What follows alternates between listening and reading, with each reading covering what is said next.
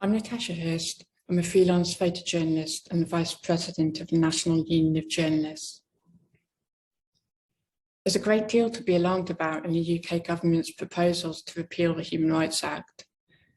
Throughout my career as a photojournalist, I've seen how decisions taken by the state have resulted in human rights breaches.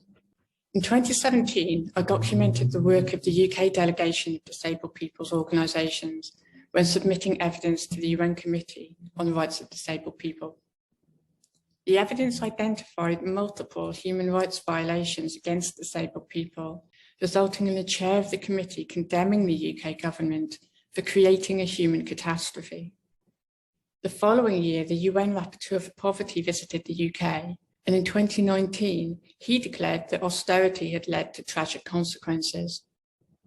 In February of this year, the High Court ruled that the UK government's national disability strategy was unlawful due to a failure to meet the government's own laws on consultation.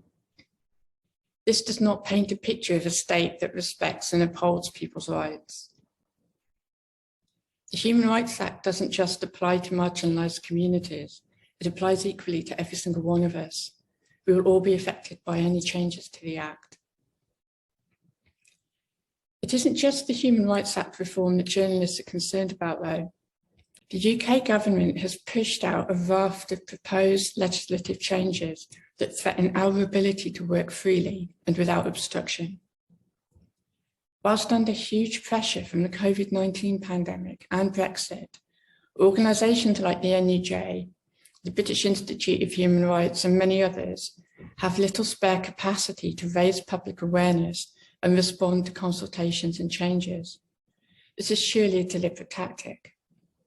Public interest journalism seeks to uncover and scrutinise the actions of those in power and to bring injustices to light. Our democracy and freedoms depend on journalists being able to do their jobs. The work that we do is subject to codes of practice that balance press freedom against other rights like privacy. We can't do whatever we wish, and nor should we. However, the growing list of obstructions that we experience when doing our jobs is alarming. Data protection laws have been used to impede journalistic investigations. The West Midlands Police tried to utilise the Terrorism Act to force Chris Mullin to disclose his journalistic sources. The proposed reforms of the Official Secrets Acts would have significant negative consequences for whistleblowers and for journalists, and the Online Safety Bill could result in censorship by online providers. Journalists and news platforms are faced with hugely expensive legal challenges, which are known as slaps or lawfare.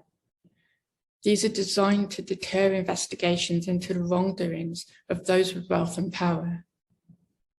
The Cabinet Office Clearinghouse, coordinating freedom of information requests, appears to be illegitimately monitoring and potentially blacklisting journalists. Our human rights can't be upheld effectively if freedom of information legislation isn't properly implemented. And if this weren't enough, there are increasing digital threats to journalist sources, all of which restrain press freedom and freedom of expression. This matters for everyone, since without independent public interest journalism, citizens do not know what decisions are being taken by those in power or how their lives will be affected. When journalists are censored and obstructed, we all lose the ability to challenge public bodies when they take action that could harm us. The actions of the UK government over a considerable period of time betray Raab's assertions that the proposed reform will strengthen our rights. The Police Crime Sentencing Courts Bill wants to restrict your right to peacefully protest. They want to take away your voice. This government does not welcome transparency and repeatedly tries to avoid being held to account, so why would they seek to open themselves up to further scrutiny? Despite the narrative about strengthening freedom of speech, the government has in reality been chipping away at it.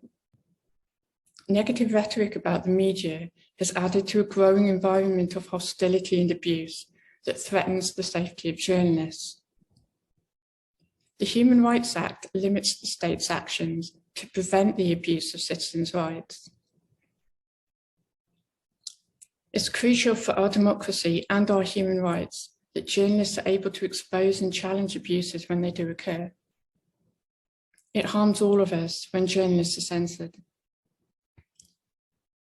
Whilst we do have European and international frameworks to draw upon, we still need strong domestic legislation to protect our human rights and to provide access to justice when those rights are not upheld.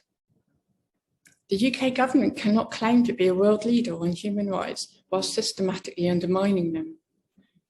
And the approach is at odds with the Welsh and Scottish governments, who have taken consistent steps to strengthen devolved legislation by incorporating human rights and UN conventions into their laws. It can be done.